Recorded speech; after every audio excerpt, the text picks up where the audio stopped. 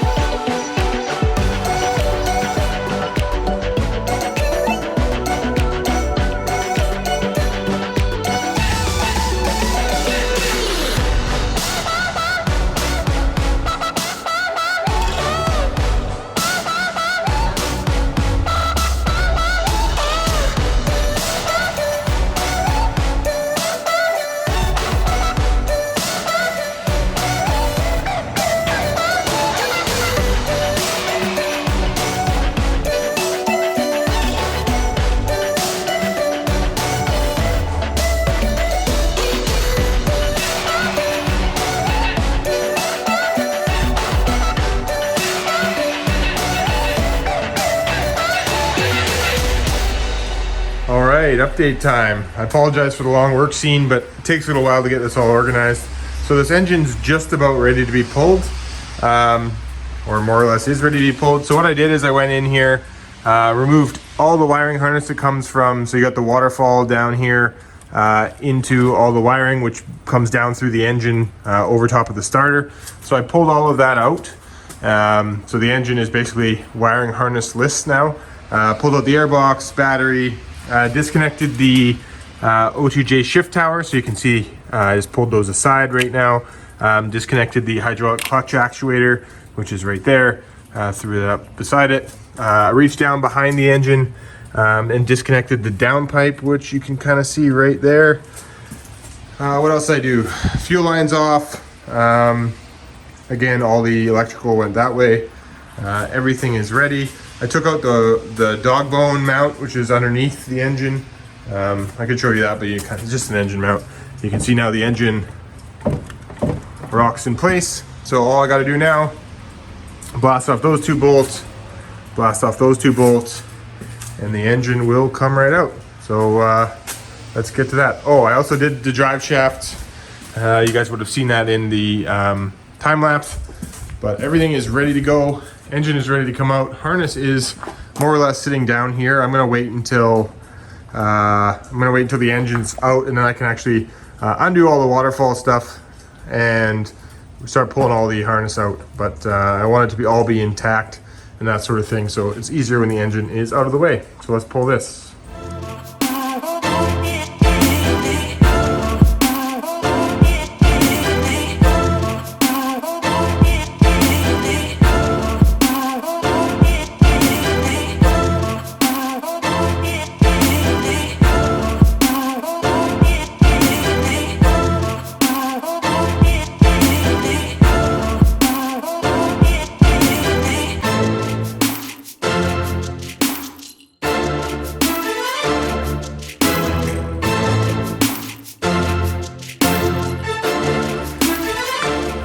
As you saw, engine is out, and I threw it on this dolly because it allows me to roll around the shop. But here is the O2J trans that we will be taking off this motor. A couple other little parts I'm going to be taking, actually. Those 2 knock sensors that are right there. Some of the other stuff that goes along with the electrical. And I'll be explaining that in a future episode way down the road. I'll be taking this O2 sensor as well.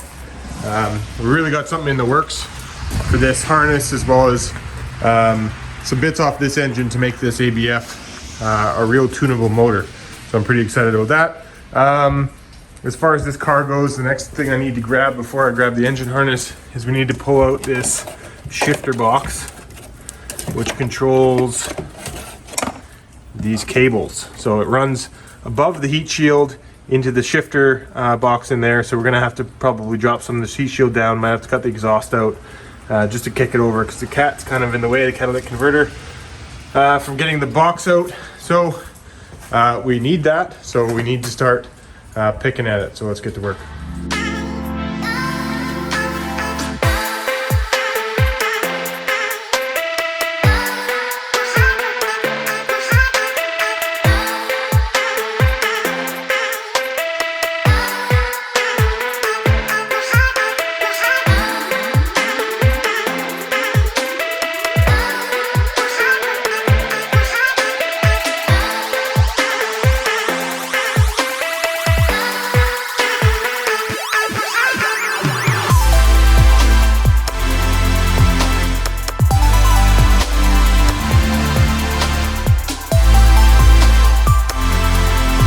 All right, there we go. So shifter box, end linkage, all out. So we already got the engine out, trans out, shifter box. Now we just got to get the wiring harness. So the wiring harness, like I said, is all here. It comes down the waterfall from inside this rain tray. So first things first, I got to pull this rain tray cover off, and we'll get access to a lot of electrical that's in there. And there's some wires that come out on this side as well. So we got to pull all those, because this is the O2 sensor harness that goes down here, and I need that, as well as what's in here that comes down here. So we'll be able to start plucking away at this. Now this part of the job is probably the most tedious, slow going and boring part of the job, but it's got to get done. I need this stuff, so let's get pulling it out.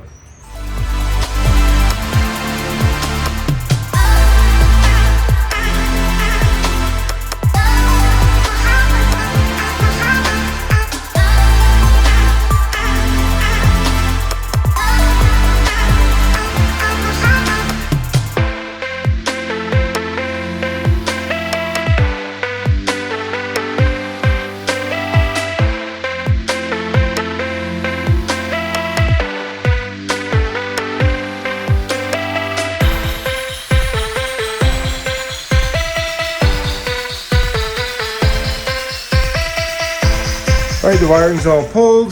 There's the ECU, both sides of the wiring, up into the firewall,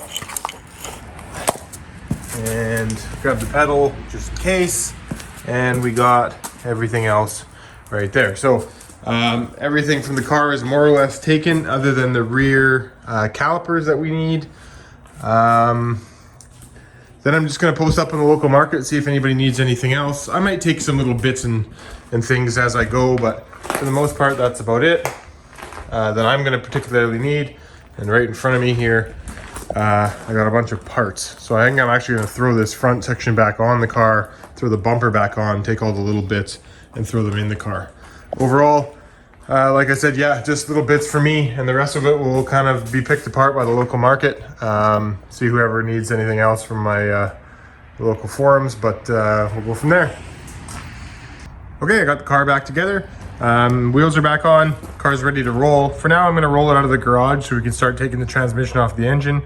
And I'll kind of leave it with the wheels on just so I can move it around my yard while we sell some parts from it. But before I do that, I wanted to quickly go over the wiring harness. While the wiring harness is a little bit boring and laborsome to get it out, it is, at the end of the day, pretty easy task. What you're gonna have here is you're gonna have the ECU right in here. You're gonna have the wiring going out this way, and then down here, like I explained, and on the other side, you're gonna have the O2 wiring harness that drops down here and goes underneath the car. Reason why I say that is the layout for all these Mark IVs is relatively the same. You're going to have the same harness for a 2 liter, you're going to have the same harness for 1.8 liter T, the 1.8 turbo, or the VR6. So when you're doing a swap, if you're looking at grabbing the harness, that's more or less how it goes. And it goes through the firewall right here in a fairly easy fashion. There's that pad that sits on top of it with a nut here and a nut here. Just undo those 2 nuts, take the cover off, unplug these 4 plugs. Or was there 5 plugs there? And then you got it. So it basically pulls the engine harness off right beside the battery right here. There's like a 12 or 16 pin plug. You want to undo that one. And then there's a main power wire that goes to the box, which I cut off. Actually, I'm going to keep that little fuse block. But that's pretty much about it. So if you're looking to do a motor swap from a Mark IV for any reason and you need the harness, that's what you want to grab. So over here, here's the harness. So here's the part through the firewall that I explained with the 5 plugs on it. ECU, that's actually the alarm horn. So I'm gonna pull that off before I ship it out. I'm gonna take this whole harness here, box it up, and ship it to TC shop to simplify this harness, because a lot of the stuff that's on here I don't necessarily need. But we'll go over that in great deal when I get it back. We'll talk about everything that we've done and why we did it and what the plan is with the harness. So that's the wiring stuff. Stay tuned for probably a whole episode on wiring in the future. But right now I'm just gonna close up the hood, wheel the car out of the garage, and we're gonna get to work on the motor right in behind there.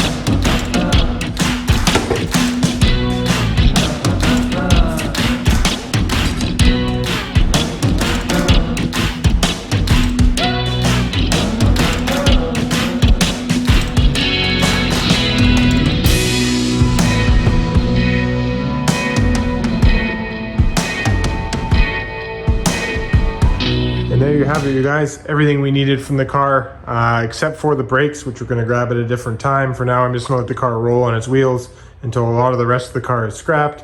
But we have engine harness, O2J transmission, O2J shifter box, coil packs, flywheel, starter, and I cannot express to you guys enough how much it would cost to buy these things individually compared to what it would cost to buy you the whole car.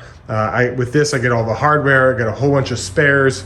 Not only that, I still have the entire engine full of spares, alternator, you know, all the little bits I can use for extras and spares and that sort of thing. Really, really hard to find if you were to be buying all that stuff on your own, like the knock sensors and the bolts and the hardware. Again, all spares that are hard to come by unless you have the entire car. I mean, you could go to the auto wrecker and pick up each one of these parts individually and collect all the hardware and everything you need to get it working. But trust me, buying a whole car makes it well worth the investment, because while filming this episode, I've already sold one of the parts that we took off the car that isn't the engine and isn't the transmission for $500. Guys, so it's pretty much a no-brainer. I got the entire car left to still sell. We're gonna make our money back, and hopefully, and then some. And that right there is how I get a lot of my swap parts for next to nothing. Thanks very much for watching, guys. I really do appreciate it. For those who aren't subscribed, highly recommend that you do. Until next time, take care.